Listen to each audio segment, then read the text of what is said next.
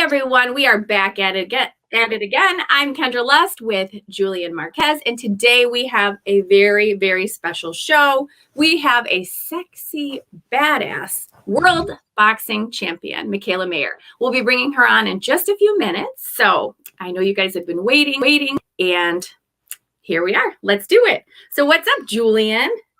Man, not much. Just getting ready for this whole entire night that's about to go down. We have the Logan Paul Mayweather fight tonight. We're about to talk with MIKAELA MAYER. We're all in boxing. Yeah. There's a bunch going on. And then I have graduation parties. What's up with you? We rocking out with graduation parties, or are we done with that already? Yes, no, we have a couple coming up in July and a couple in August. And then, I might head out to Michigan State, just to come see like some of the fraternity people out there, the ladies and some of the gents. So we'll see. But boxing, MIKAELA's fight is coming up June 19th, and I cannot wait.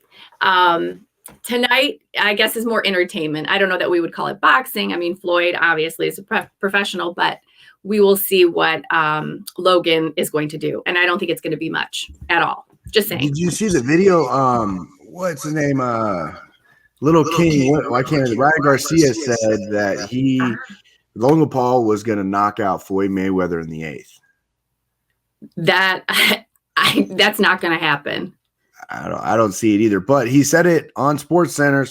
They're like interviewing him in the pressers, or I don't know exactly where it was at, but they asked him, what's your prediction? And he said Logan Paul by KO in 8. Like, wow. Okay. That's wow. I don't even have words. Yeah, that's not going to happen, but won't happen. So we'll see. I don't know where that came from.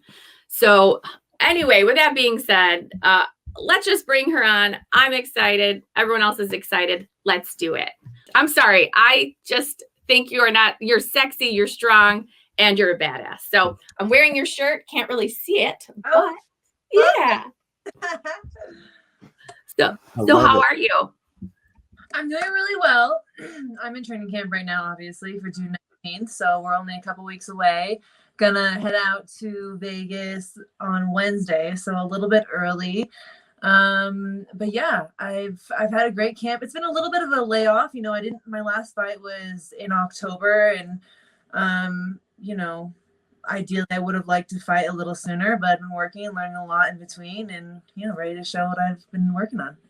Do you think that break actually helps you out a little bit? Because that it's not too long of a layoff, but it's a good enough layoff to where you can actually kind of relax and kick back a little bit and enjoy the process, right? Yeah, you got to find the good in every situation as a boxer. And even this last year with the whole pandemic and everything, I definitely should have fought more than I have, and I would have liked to. But I'm just grateful that I was able to fight twice in the pandemic, and we're still kind of recovering from that and trying to get everything together. So definitely not what I'm used to, because for the first 2 years of being pro, I fought 6 times a year. So it's definitely a change up, and I'm adjusting to that after being an amateur as well, fighting so often. So it's okay though. My body needs to rest for sure. Boxing has a tons of impact on the body. So I enjoyed the rest and just took time to learn and build skills. Awesome. You're training, you were at Bud Crawford's for a bit, training with him out in Colorado, correct? Yeah, so we still are. Coach Al's out here now. Okay.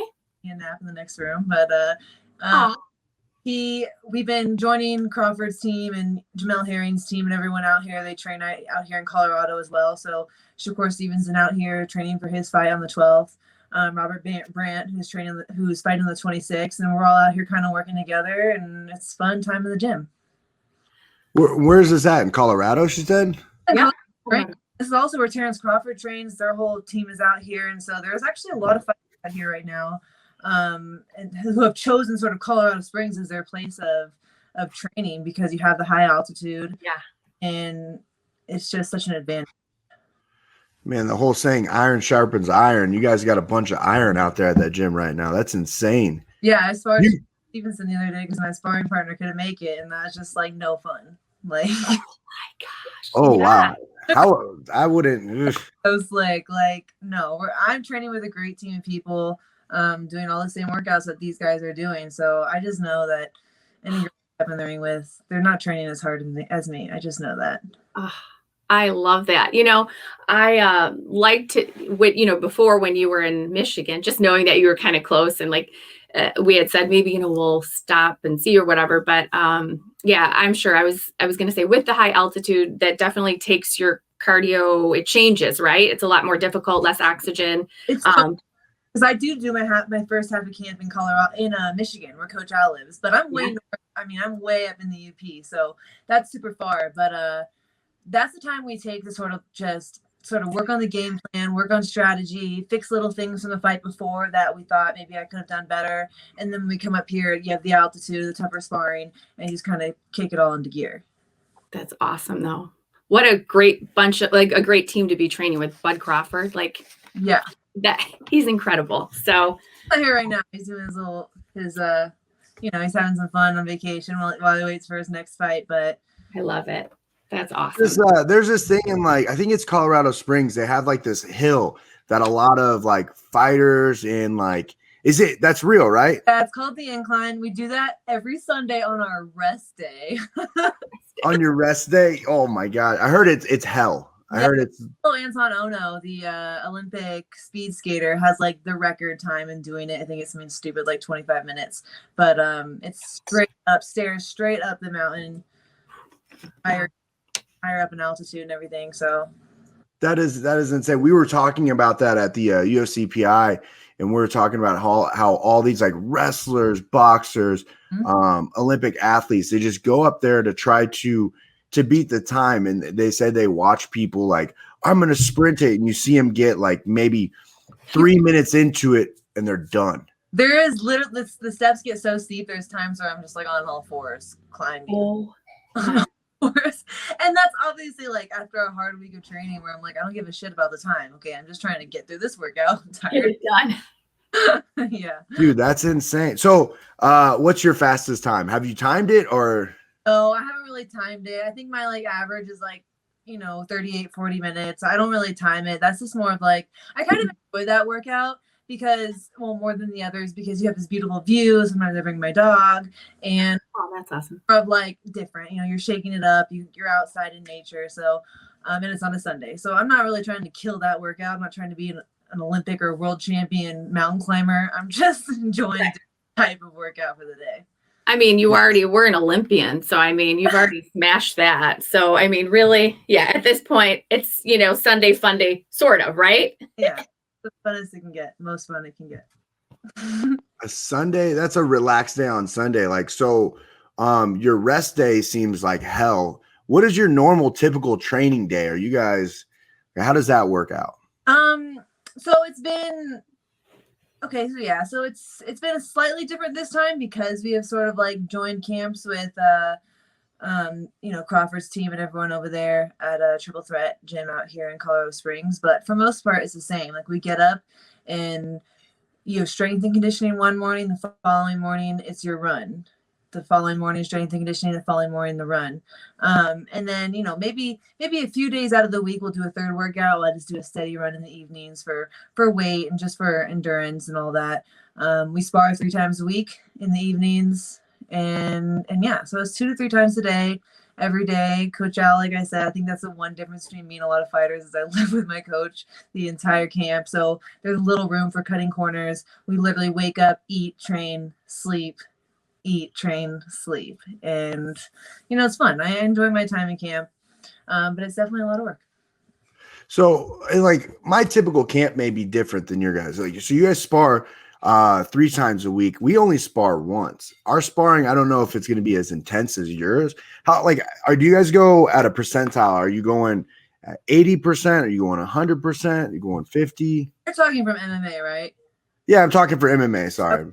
Yeah, no, you're right. So I've noticed that, but I think the difference that you guys do is you guys do a lot of drilling, right? So you have to do like, maybe you're not sparring 100%, but you're doing like, you're with a partner, right? Doing kicking drills, catching, countering drills, stuff like that, or you're on the mat rolling with somebody. So those are like forms of sparring. We would call them technical sparring in boxing, but in pro training, the 3 sparring sessions a week are full 100%. I mean, you're pushing yourself and you're you're working on the strategy for your fight, and it's 100%. I think the reason they don't do that in MMA though is that there's so many ways to get injured in MMA. Like it's a lot. Boxing's impact on the body, but MMA there's a ton of impact on the body, and so it's probably not safe to go 100% 3 times a week. Where in boxing, we're just worried about catching a shot to the liver. That makes sense. That makes sense. Blood. Man, 100%, 3 times a week. And how many rounds do you go? Is it? Are you doing 12s? Are you doing 8s? Are you doing 5? It starts out at the beginning of camp. You know, we're working on things. So we'll go 6 rounds, and as camp goes on, we're going to 8 rounds, and then towards the end of camp, we're making sure we do 10 rounds, and then maybe last 2 sparring sessions, Coach Al will push me and say, okay, we're doing 11 rounds. We're doing maybe 12 rounds today, just to push you past that one little limit. But also, we fight 10 2-minute rounds as a, but we train 3-minute rounds like we always have. And we're also training in altitude. And so I think that's just one of the reasons that my cardio has always been great going into fights. Like I really don't get tired. I don't really feel like I fatigue. So yeah, you train for the extra time. And that's a lot of fighters like MMA in our world, you know, we fight 15 minutes, but we train for 25, you know, and it's a little different, but I understand the same thing. You have an extra minute each round, so you can go a little bit harder. You can exert more energy, and I mean, you could breathe a lot easier where your opponent probably isn't doing the same amount. And if they are, it might not be at the altitude that you're at. So your lungs are probably iron right now. Really, like that's definitely I always go in. Do you hear that dog barking? That's okay. That's right. If it's not yours, then we don't like it, right? No. Once. Yeah. Dog. But yeah, that's one thing. I always go into camp like confident about my condition. People ask me these days, like, "Oh, what are your nerves like going into the fights and everything?" And I'm not gonna lie and say there's no nerves. There's definitely it's healthy to have nerves, right? Like, I mean, it's the whole type of environment. But I will say these days, like, I'm pretty cool, calm, and collected going into fights, and I just feel the reason for that is because I know I put the work in my training camps. I know I have this team around me. It's such a great team, which, you know, I credit a lot of my success to my team. It's not easy to find a team as wonderful as mine. Like, and it's so important. It can make or break a fighter's career. But with the team I have, I just know that like we haven't cut any corners, we haven't skipped any steps, and so I'm gonna go in here and I'm gonna fight, and whatever happens, like I know that's the best I can do. I'm gonna rely on the work that I put into camp and just trust that process. Yeah, trusting the process is huge, especially for us. Like, I'll tell you what, my last fight, I was nervous as hell. No one saw it. Whenever they saw me perform, they're like, "Oh my God, you did amazing. You were on a whole nother level." Dude, I was in back almost about to throw up. I don't care what anyone says.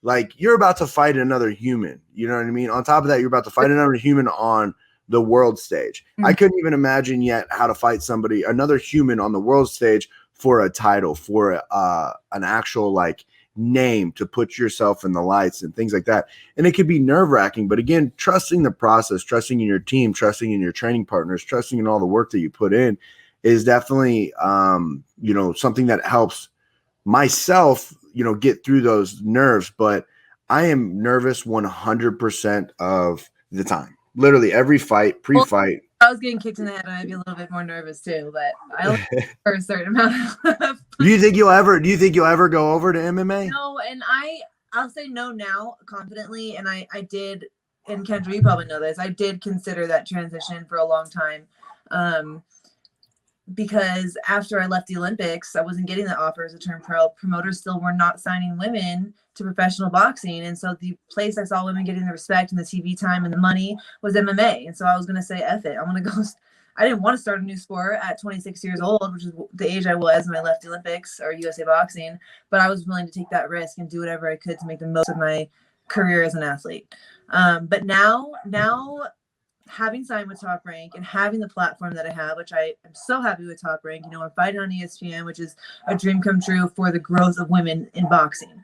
And it's so necessary and so needed. And it also comes with a lot of pressure. Like I have a huge platform, and I have a huge duty to show the world that, hey, like if I'm one of the few people that you can go to the bar and turn on sports and you could see me fighting, like there's a duty there for me to show the world that we belong on this stage and that we can actually fight. So It's a huge responsibility, but it's really important, and I am so glad I did not abandon this opportunity to go to MMA. I feel like boxing needs me, and this is what I've been doing for so long, and I would have hate to have like abandoned it at the time right before I made a difference and a change. So I'm so happy with Top Rank. I'm really happy with fighting on ESPN, and I think we're going to do big things for women's boxing. I think ESPN just needs to allocate a few more spots for us. Okay. March Madness is awesome, but that shit goes on forever. Okay. Like, come on. I love it. Like this bracket, that bracket. I'm like, I can't even keep up with these brackets. Okay. So, all right. I love you. You're a sports fan though. Okay. So you like basketball, you like football. I do. Like me, I don't even watch that. Like it's either boxing or MMA for me. And I am MMA. I do like watching MMA, but like that's it for me. So you're freaking preaching to the choir. Like, please, let's. Absolutely. Then what is it that you watch then? There's no way that you can just sit there and watch basketball or watch just straight fighting all the time. Like, no, that's I don't even have TV at my house. I have internet, so I have like Netflix and stuff, but I don't. But that is like, to me, that is why I think this partnership with Top Ranked ESPN was so vital, because not everyone has Showtime. Not everyone when HBO did show boxing, not everyone has HBO. And so kind of MMA was killing us in that sense, because you could go to Buffalo Wild Wings or whatever bar and say, hey, turn on the MMA fights tonight. Yeah. Fox 1 or whatever, Fox Sports. And now you can do that with boxing. And you can be like, hey, go turn on, like this next fight, my fight on June 19th, you can go to whatever bar you want. You probably won't even have to tell them to turn on ESPN. It's going to already be on, and you'll be able to watch my fight. And in return, I'm going to reel in fans that don't need to be boxing fans. I'm going to reel in a whole new demographic. And I think that's another thing that boxing needs. Do you think your off camera persona and your on camera, like not your fighting person, but the person that's on the mic, do you think that helps generate more eyes and bring more eyes, just your personality? Yeah, with anything, personality sells. Like, people want to be able to relate to someone, right? And so like it's hard to be vulnerable, especially when you have like this platform. People are looking at you and judging you. So many trolls and haters online, but I want to show my personality. I want to be who I am, so that people can sort of relate to me in that way and say, like, I'm really no one special. I'm just another human being, just like everybody else. But I just found a passion, and I worked hard at it, and it's possible. And so I don't want to cover up those things about me or try and put on this persona. I just want to be who I am. Yes. And I think a lot of people, Michaela, I first kind of want to touch about how we first met, and I won't take up too much of the time because I want the focus to be on you, but I met MIKAELA in Vegas. It was just coincidental. We were at a club, like a day club at the pool, just hanging out. And I don't even know how we were all just in this kind of little private little pool hanging out, and we start talking boxing, or I think I noticed your tattoo. That's what it was. And then you had said that we're in the Olympics for boxing. And then I had said, my little one likes boxing. And then you said, well, what's her Instagram or whatever? Because I showed it to you, and you're like, wait, I actually follow her. So that was really, it was just so cool. It was just a really. We're friends before you and I were, yeah. That is just ironic. And then I changed her to private because I had all these creepers. But anyway, I'm just like, nah. Anyway, but so that was really cool. And then we've kind of stayed in contact from then. But you've really inspired her. And I think that you're needed definitely in the sport. I love the fact, like you said, ESPN is now showcasing women's boxing, which is great. And we're going to have the best seat in the house because we're coming, and we bought front row tickets, so we will be there. Yeah, no, we're there. So she's excited. So so that will be fun. So anyway, you are so inspirational for so many, not just her, but little girls all over. So that's amazing, right? Like, you are literally paving the way for young athletes and giving them hope. Like, how does that feel, knowing that you're doing that for these girls? You know what? It's kind of I have to stop and like think about that sometimes, because I can relate to these young little girls, because maybe I wasn't, as young as some of them now. I love how young they are in the gym these days. I started a little late. I was 17, but God, I think back and I'm like, where the hell did this like belief and passion and like dream come from? Like, how did I have the courage to chase this dream so hard when there was really no path to follow, right? Like, we weren't yet allowed into the Olympics when I started boxing. Promoters were not signing women. So I was like, what was my goal? But I still thought, like, I'm going to be the best female fighter in the world. I don't know how I'm going to do it. And I used my passion in boxing. That's why I tell young people these days, I'm like, the most important thing is finding a passion. Like, you don't need a way. You don't need, just find something that you love, because that authenticity and that true passion for something will always lead you in the right direction. And I encourage parents too to like not push things on their children, not to put down their dreams or try and make them feel like, hey, well, because I had people do that to me too. And I told them I want to be fighter in boxing. Like, they're like, well, how much money can you make in that? And like, is there a career in that? And they're always trying to make me think of, was I going to be able to survive off that type of dream? And you look back, they're probably right to make me question that, but like, look where I am now. And if I would have stopped and thought about that and believed in that, then I really wouldn't be where I am. So I can relate to the young girls coming up, and I don't want them to have to go through the struggles that I went through. I want them to have a clear path, just like the men. If a man doesn't make an Olympic team, they're fine. They're leaving the Olympics to go to the pros because it's just such a viable option for them. Yeah. And it's still it hasn't grown enough for me. Like, I'm still the only female that Top Rank has. What other promoter in America has a female Golden Boy? They have like 2, right? So we still have a long way to go. Eddie Hearn in the UK, he's signed a ton of women. But America is always the challenge. And I say that just because we have so much competition here with Hollywood and everything that you have going on. The Kardashians and just everything. And I don't hate on anyone's hustle, but there is still a lot of competition here. Yes. And America is a challenge. If we want to grow women's boxing, we need to do it here in America. So what do you think would be the answer? It's just going to continue to be a combination. Well, it's undeniable, and here's why. There's so many young girls in the gym these days, right? And the Olympics was a huge change, because now what is happening is there's an opportunity for women to compete on the highest level in boxing. That's what you need. That's what you need for skill level to grow, for competition to be a thing, right? So you need to be able to compete at the highest level. For a while, women weren't even allowed to compete at the world championships on a world stage. But now we are. We can have women coming to the pros saying, I'm a world champion, I'm an Olympian, I'm an Olympic gold medalist. And you have young girls in the gym, 7, 8, 9, 10, like training and are badass. Like, I've seen them, more skill than I had when I first started. Like, whoa. And so to have that's the start. Right. And so then once you start building the skill level on young women and women in general, they're going to be able to go to the pros with even more of a resume and even more skill and talent. And there's going to be no denying it. Like, it's just going to have to happen naturally. But you have to look at like history in the past to see why women aren't really yet respected in the sport or given the props they deserve. They weren't given the opportunities like the men. I mean, boxing was the first Olympic sport of all time, right? Like, think about how long they've had to build up that competition level and that depth in each division, in each weight class. And now women are finally getting that chance just in 2012. It's only 2021. It's been our 3rd Olympics that we're allowed to compete in. So it's just going to take a little bit of time, but I know that there's no denying the talent pool is just too deep. Would you ever consider doing like a all women's boxing event or a promotion, kind of like, mixed martial arts? We have Invicta, and Invicta always puts on female fighters as well, female commentators and analysts. So they help build these, fighters, these athletes, these journalists up, and then they end up getting opportunities in Bellator. They're getting opportunities in PFL, or opportunities in the UFC as well. And it's almost like the Farm League, but it's the only female mixed martial arts promotion that's well known.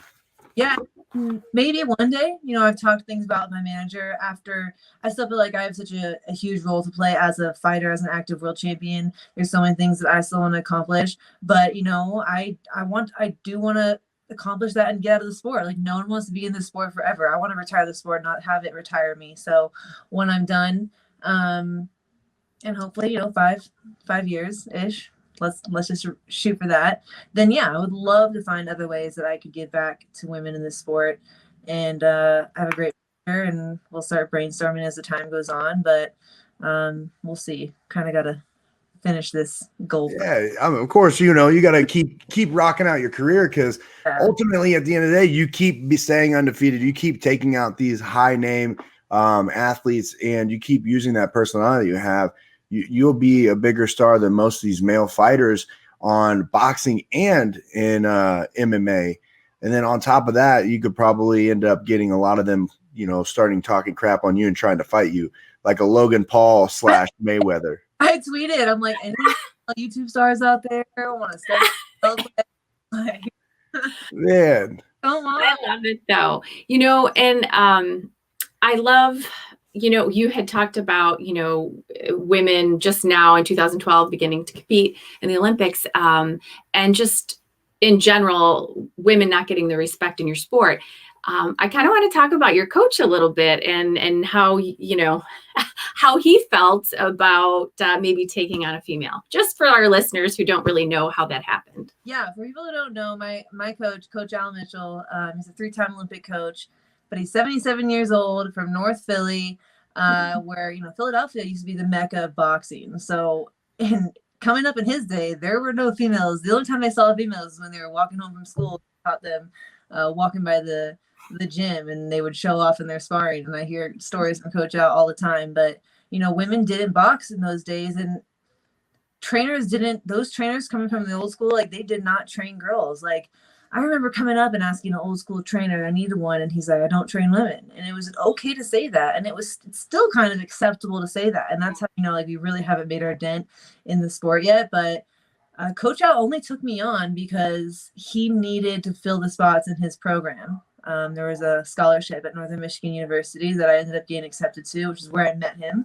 And he took me on because he needed a spot to fill, and they're trying to cut the funding. And my dad said, he made the call for me, and he said, you have to take my daughter. They're letting women into the Olympics in 2012, and my daughter is going to make it. Like, you have to take my daughter.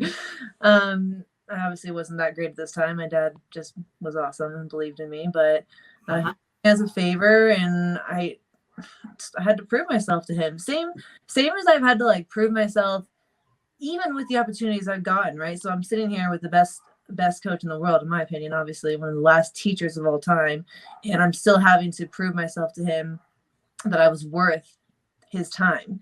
Even when Top Rank signed me, they gave me a contract, but as their first female in how long, since Mia St. John days, and I still feel like there was the rule in my contract where if I lost, they could cut me. So I still had to prove myself that I wasn't just a pretty face. I wasn't just an Olympian by chance. Even with the Olympian on my resume, I still felt like I really had to prove myself and that I was worth their dollar. So obviously Coach Al, 13 years later, is Team MIKAELA, but it wasn't easy. And then, at the end of the day, I'm one of his, for all the guys, I was the one who really stuck by him and listened to him and followed his instruction, and look where we are. My good friend was telling me about it. Tara Zale, she was telling me that you and your coach have a similar connection, like Rocky and or Mickey, or Tyson and Gus, but that's what she would say. You guys were a perfect match. You guys are a perfect team. And I mean, she always spoke highly of you. That's how I found out who you were in 2016. She was telling me all about you. You have to look at this girl. She's going to be a problem. She's going to be an issue. You know who I'm talking about? Yeah, I know who you're talking about. Yeah. Way back in the day. Way back. So she was telling me all about this, and I'm like, okay. So I started following your career, started watching you taking out everybody. And then I watched you, what was it? It was right after you came back. You beat, was it Joseph? Is that what the name? Joseph? That wearing the yellow. I always relate my fights to what color I was wearing, because people say what? Was it? Yellow. Yeah. It was the yellow. That was the most. That was not. It was 2 fights ago. Yeah. Yes, I remember that. 2 fights ago. Yeah, she was like, "You need to watch this." The world was looking at looking on the opposite side, and she was just like, you have to watch it. And I was like, all right, I'll watch it again. And then we were talked about you on the podcast earlier for that fight. And wow, I can just say like the improvements you made just from, when I saw you in 16 to when you got your sponsorship with Everlast to when till now, like into that fight, like the improvements, your jab, your movement, just you couldn't be touched. You can't. And that's where she says you're the modern day. You guys are the modern day, Tyson duo. Yeah, you guys are a good duo. We are, and it's really just a combination of like me. I give Coach Al what he needs as a coach, right? Like a coach loves a fighter, not necessarily the most talented fighter. They love a fighter who listens, who works hard, who shows up, who keeps persevering, right? Who puts their trust into them.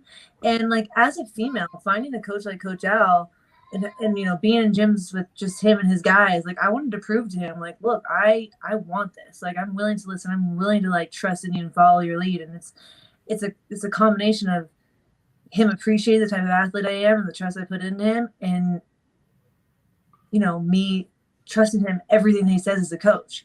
And it just creates this bond that like a trainer wants in a fighter and a fighter wants in a coach. And we live together when we train, and we do everything together. And he's family to me. He really is. After this long, like the things that we've gone through, the things that we've made it through, 2 Olympic trials together, 14 pro fights, a world title, and now we're stepping into probably the biggest fights of our career. Like there's some big things about to happen for us, and so it's just amazing to kind of look back and see what we've done together.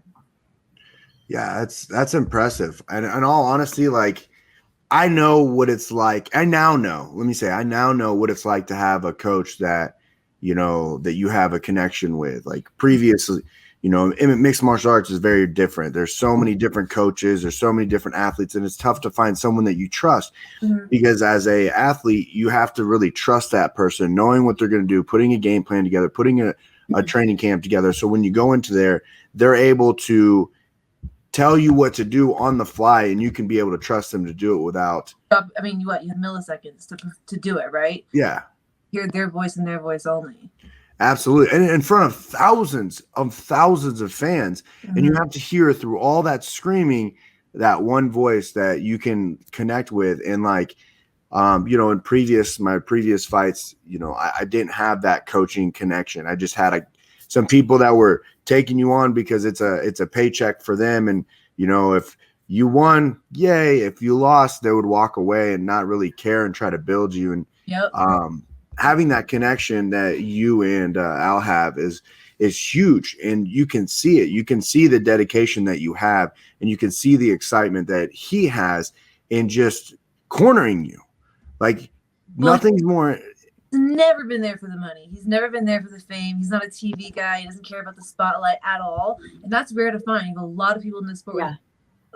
And they want the limelight, and like I said, like you said, they'll walk away. If things aren't right, they're gonna walk away. Coach L does not care about any of that. Coach L genuinely loves boxing, and he doesn't just love like great fighters. He likes building champions. Like that's what he's always done. He likes getting people at a young age and building them up. He loves the process. He's like obsessed with it. And it's so genuine because there's no reward for that. There's guys like him could have a handful of guys making him 6 figures a fight, $1 million a fight, because he has the resume to be doing that. He doesn't like that. He likes coaching young kids. When he's not here with me, he has a gym full of 10, 11, 12-year-olds that he just loves going in there and coaching them every day. He says they listen. They don't have any bad habits. He doesn't care about the money or the fame. He just genuinely loves boxing. And like that is such a blessing to have, especially someone in my position where I can easily have yes men in my corner, easily having people that just there for the paycheck and the limelight. Yeah, and that's super tough in any sports, to be honest, and especially in combat sports, because there's not a lot of money in combat sports being, a startup. Now, towards the top tier, the top percentage, you will be making a lot of money, and a lot of those coaches go there. But the way I look at a coach to say, if you're a great coach, if you're a coach of the year, if you're this, is who have you built up from zero? Who have you built up from ground zero? Yeah. And when you look at that, like a lot of, MMA coaches will take fighters that are already accomplished, fighters that are already put together, that have been built by others, and they'll take them and I don't know what they would do with them, but then everyone thinks that their skill set was set by them. It's like, no, like I'm looking at coaches that, oh, they've had this person since, they were 7 years old, and look at them now. And yeah, that's a real coach. That is a real. Who put that fundamental system? I mean, once you get older, it's hard to break whatever fundamentals you've created for yourself. It's really hard to break away from that. So that's why Coach Al likes him young. It's really hard to break someone from bad habits, and he had to do it with me. He's still doing it with me. Trust me. Is that did you create like bad habits from like your earlier years of like playing soccer and all other sports prior to boxing, or not even that? It's just, first of all, I started later in life. I started at 17, 18, right? And I started at 17 in Muay Thai. I didn't start boxing until 18. And so, first of all, you have the Muay Thai habits. Totally different stance. Yeah. Different stance. Yeah. And just being a little bit older, just as a human, your body's building and certain functional bad habits that you might have. But starting young, it's like a clean piece of white paper ready to paint on. Like, they'll follow you. You could do whatever you want with them. You could tell them what to do, and they'll do it, and they'll stick with that throughout their whole entire career. Yeah. That makes sense. Sorry to cut you off, Julian. I'm just, I'm excited. I'm counting down the days until your fight. And I know you are too, right? More so. I don't know much about your competitor. So what's the game plan with her? I know I'm not supposed to be interviewing, but no, Julian, sometimes I gotta know I gotta pick her brain. Yeah. Okay. I'll give it away without giving it away. But yes. I was very, very vocal about wanting to unify right away. I feel like I'm ready. It's not like I'm not a Terry Harper who was very early on in my career and very inexperienced, and I had a promoter get me the world title before I really could handle all the competition coming with it. Yeah, rematch. Terry Harper, that's who you want. I know that. So that's later though. My promoter, my team built me up for when I became world champion. I was ready for the heat. I was ready to take on the best after that. And I was not only just going to be world champion, I was going to hold my title. So I wanted to unify right away. I felt like I was ready, but we didn't get that fight done with Maeva Hamadouche, the IBF champ, for whatever reason. It wasn't because of me. And I don't believe it was because of her, to be honest. I feel like we both wanted to fight, but she was focused on training for the Olympics, which everyone thought I was lying about. But where is she right now? She's in France at the Olympic qualifier. So I was people take notes, okay? Regardless, she wants to fight. Promoters couldn't get it done. That's the politics of boxing. Doesn't mean we're not going to get it done. We are getting it done. My promoter told me they're still working on it. It's still happening. But for now, we have Mayer versus Farias. Erica Farias. She's from Argentina, and she's coming down from 140, so she's bigger, stronger. She's fought Jessica McCaskill twice. She's fought Cecilia Brækhus. She's fought Delphine Persoon. So she's fought a lot of the top girls at a heavier weight. She's a former world champion, and now Top Rank wants to sort of like test me against someone who might be a little tougher and stronger, and prepare me for the bigger fights. But I know that she has the experience, and she's gonna come and try and beat me. She won't be successful that day, but I know she's gonna give her best. Yeah, try is the operative word. I mean, you can't right? We don't underestimate anyone. We're definitely training the best version of Erica Farias that is going to show up. La Pantera, Panther. That's what they call her. I mean, she's super tough. I didn't know she was coming down in weight. I don't know why I thought she fought at it's super lightweight, right? Junior lightweight. We call it junior lightweight. I don't know why I thought she was already fighting there. So she's going to be bigger. She's going to be stronger. I don't think she's going to be longer though. No, she's 5'4". So, and honestly, you guys, I'm cutting. I fought at 132 in the amateurs and 130 now as a pro, and I've been boxing for 13 years. So it's like I've never moved up in weight, and I'm definitely cutting at this point. 30 years old in my prime, like I'm definitely cutting weight, and so I don't necessarily think that she's going to be a lot bigger and stronger. She's just probably a little bit more solid. She's shorter. She's not going to be someone easy to back up. She's going to have her base underneath her and make me work. Yeah, and I mean, from what I've seen of her over the years and watching, she's very tough. She's a tough, durable person. She hasn't really knocked anyone out in, I couldn't remember, probably like 4 years. She's usually decisioning fights and things like that. And I think that's what it's going to be. I think it's a tough fight. And if you could knock her out, that would be huge. That'd be a huge statement because I don't think she's ever been knocked out. I agree. And I've been working on city, I've always said this. There's a huge transition from the amateurs to the pros. And I have the power, but sometimes in my fights, I haven't taken the power and I haven't been sitting on my punches the way that I have in the gym and the way that I know I can. And so we've been working on just picking our shots more, not worrying about being so fast and quick combinations. And really, like, when we do whip that hook to the body, I mean, we're really whipping it and sitting on it. And someone who's a little bit more durable like her, it's going to take harder punches, not necessarily more punches, right? So really working on sitting and picking our shots with her. And I am hoping for a stoppage because I do know that I have the power and I want people to see that. Your last fights have been real good. You use your range a lot. Your volume is very high, especially in that weight class. I think I don't know too much. I'm not going to say like I'm a professional coach over here and I tell you how to do it, but I do feel like what's going to come out, she's going to come out with a lower volume but heavier punches, but she's not going to be able to collect the range. And if you have your outside range and keep that jab and you sit on your punches and do attack the body, I don't think she's going to be able to keep the cardio pace up. Yeah, I agree with you. And also, like, something important to point out about Coach Allen and how he coaches is every time that we have a fight and an opponent, there's always something different we're working on. And so that's why maybe people still haven't seen me really put it all together. Coach Al doesn't allow me to fight the same person the same way. So like when I fought Helen Joseph, what we really, really focused on in that fight, and it maybe everyone thinks they know how to do this, but really to perfect it is getting that space, keeping that space, and then coming back. And I've always known how to box and move, obviously, but he wanted me to keep that perfect space with her because someone who's short and aggressive. Then with the last girl I fought, the champ I beat, what's her name? How much you in? I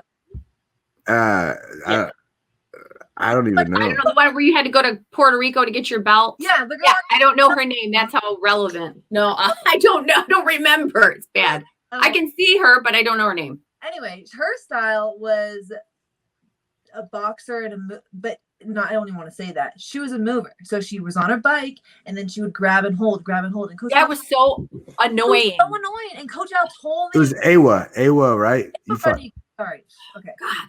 That was such an annoying style. And I was like, Coach, it's fine. I'm going to stop this girl. Like, I hate her boxing. I've seen her box. She doesn't look difficult to fight. But I can see why now after fighting her. And Coach Al's always right in the end why she's 19-0. Chasing someone who's constantly on a bike when you're usually the taller boxer and now you're someone down, and the second you get in there, she holds you and leans on you. That's an annoying style, and we had to train for that. And good thing we did, because when I got into the ring, after the fight, I told Coach Al, I'm like, you're right. That was a little bit trickier of a style. I don't think it's a good, fun style. I don't think it's exciting. I don't think it's a very skilled style, but it works. Okay. Yeah, winning's winning. At the end of the day, they don't check the comment box. Yeah, or how pretty it looked. Yeah. But with someone like Erica Farias, you can see a whole different MIKAELA Mayer because she's going to be right in front of me. She's going to be there. I'm not going to have to chase her. And I don't really think that she's going to, like you said, once I start landing shots on her, I don't think she's going to be able to keep pressing forward like the way a strong pressure fighter would or should. I think if you don't knock her out, I think she's going to come out heavy and she's going to be about 3 rounds strong, super strong. Mm-hmm. And then after that, you're going to start seeing her dwindle down in the strength and power.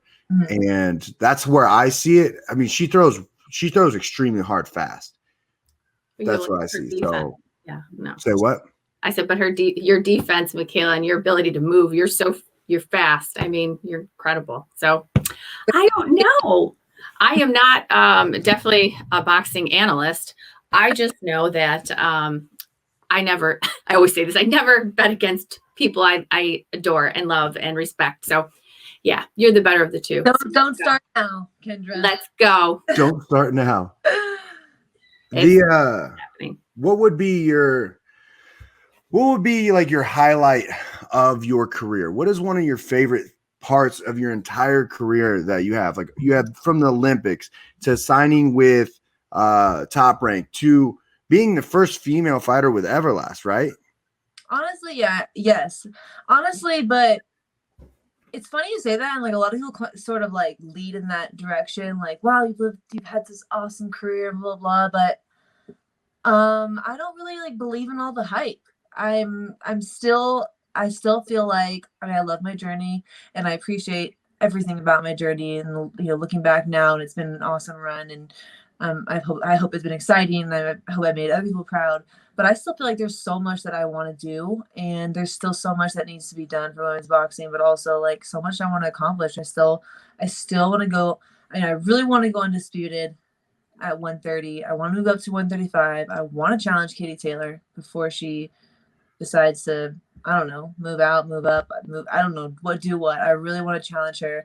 And I still think, like, for my height and my reach and my skill and speed and whatever, I can still go up to 140, maybe even higher than that. And so I want to challenge myself, because when I leave this sport, I want to be able to sort of answer that question that you just asked me in like a proud way. Like, this is what I've done. This is who I fought.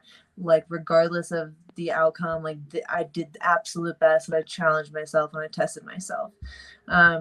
So looking back, obviously making Olympic team was extremely hard. I didn't get everything I wanted from it, but it led me in the direction of turning pro, which I never really thought I would do, and getting signed with Top Rank and being able to make this impact. But we're still like in the middle of this journey, of this really exciting journey. So there's still a lot that needs to be done. Man, it is impressive. You have to enjoy the process, though. That whole entire time, like, there's so much more that you are going to accomplish and you want to accomplish, but sometimes you have to stop for a second and look back and see where you came from. Totally. And you have to enjoy that. So I did hear in that process that you want to become a 3-weight class champion. That's what I heard. I don't know if anyone else heard that. That's the headline of this whole podcast. 3, yeah. Oh, no.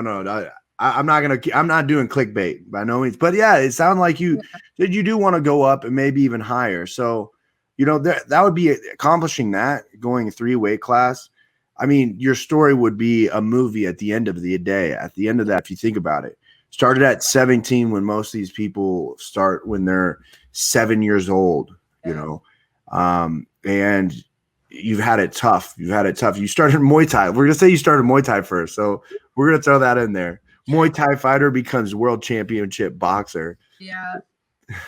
I mean, I credit it to my team. I've had an amazing team. I've had really good training, so I was able to sort of make up for a little bit of the time that I lost. But yeah, we'll see. I'm excited to see what can be done over the next 5 years. Wow. I'm with it. I'm excited to watch it all. Yeah. You need to just come hang out, Julian. You just need to come on over. I mean, it's not that far. Yeah. I know. Oh yeah, you guys Michigan, right? No, I mean for the fight. Like, where's the fight at? 4 tickets instead of 3. Where's the fight at? That's the Bird Hotel in Vegas, which used to be the old Hard Rock. Yeah. Yeah. Oh yeah. I didn't know they finished that yet. Yeah. Look, 19th is such a crazy night for boxing. Like, how many fights are there on June 19th? So many. So. Oh, it's gonna be ridiculous. It's gonna be insane. Go ahead. Eleni, go for it. Hit it up. I know you want to talk to her. Comment, a little bit. And I have commented on. I've noticed like your pictures, and I love them. I love seeing a different side of you more, because it's kind of more in my world, a little. Because I love that more feminine. I love both. Like, I love people. I don't care what you do, who you do, as long as you're a good person, right? Mm-hmm. But I've noticed some very sexy pictures, and I just want to say you're killing it, and I love it. So I think that's good for the world to see, that you are not only strong and successful, champion, smart, but you're also very feminine and sexy. And I think that is so healthy. Oh, just a well-rounded, athlete. Thank you. And I'm glad I finally got to shoot with my photographer, Janice Yip. She's amazing. She did a Victoria's Secret fashion show for years, and she just captures that side of me, both sides of me, where I can be aggressive and this strong female athlete, and then also side. Like, she's just amazing. I haven't had her at my last few fights because of the whole pandemic. You have a certain you can bring, but I was able to get that photo shoot done with her, and I definitely miss shooting with her.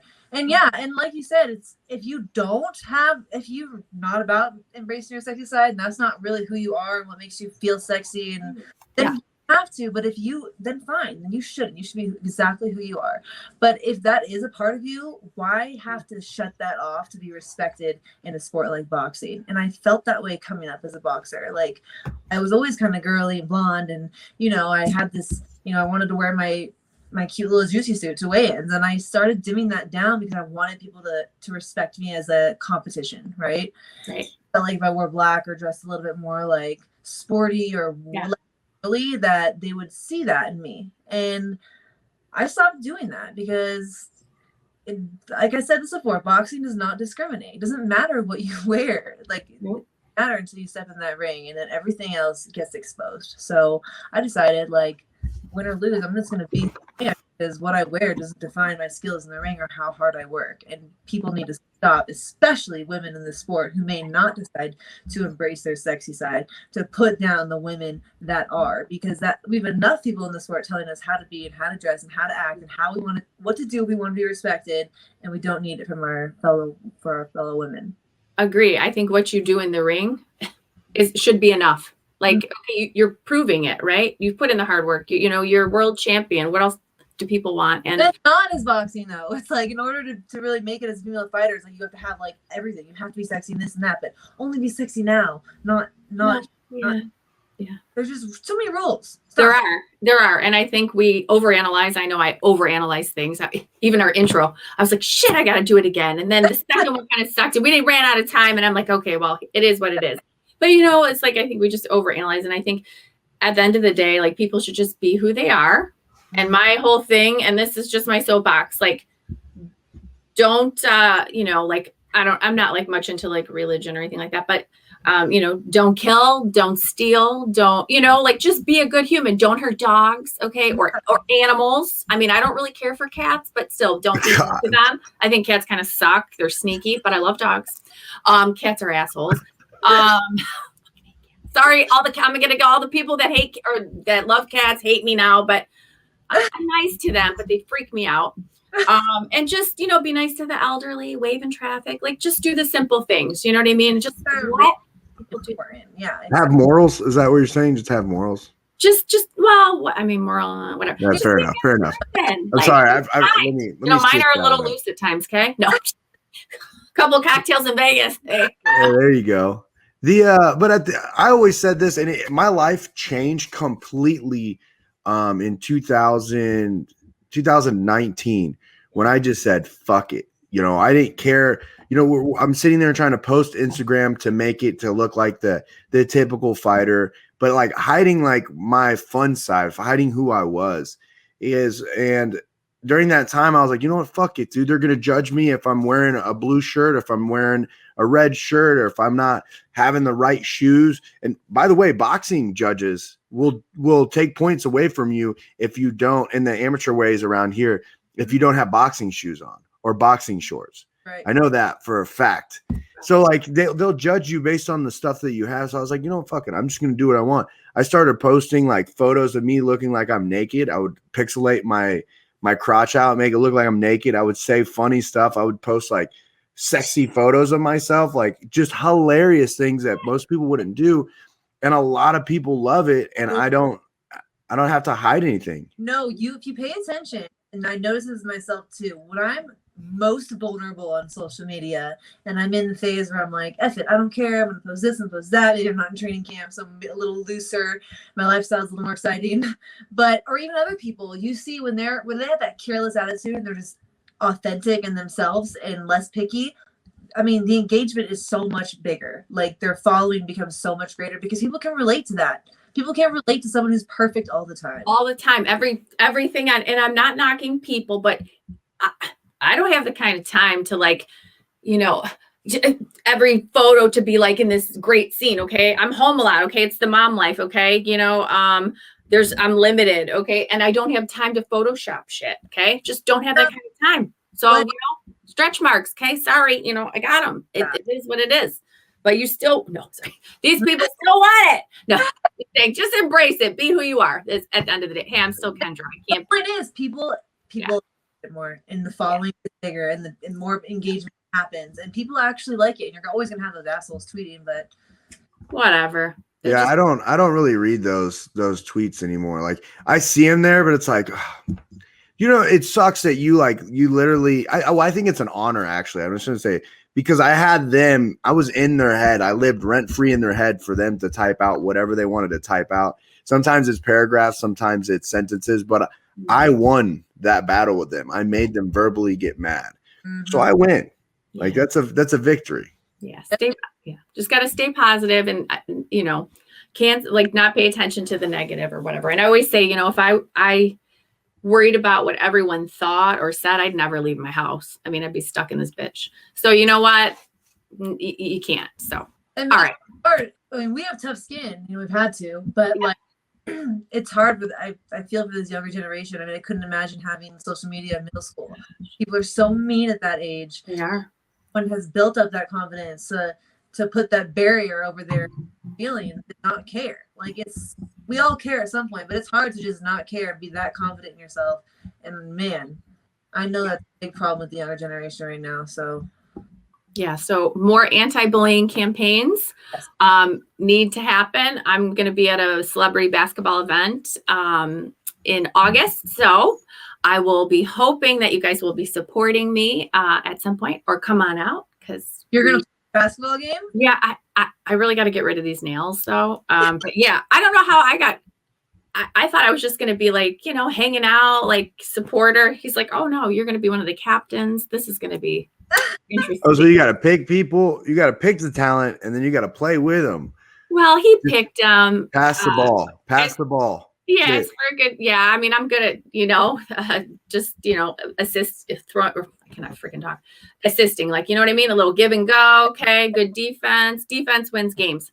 But anyway, but more anti-bullying at the end of the day. We need to kind of just, I think it needs to come from, you know, people like you guys, you know, who inspire people who they look up to, you know, athletes. Who do, you know, young kids look up to? It's athletes, you know. So I think the more we talk about it and the more we support that kind of thing, then it's hopefully less likely to happen. So, yeah. Well, my throat is dry. I need some tea and I need to take a dip in the little swim spa, baby. Yeah, for the day. So, anything else you want to share? I don't want to, because I know you're in camp. I'm like, gosh, this is long enough. Don't want to take too much of your time up and what have you. But anything you want to share for your upcoming fight?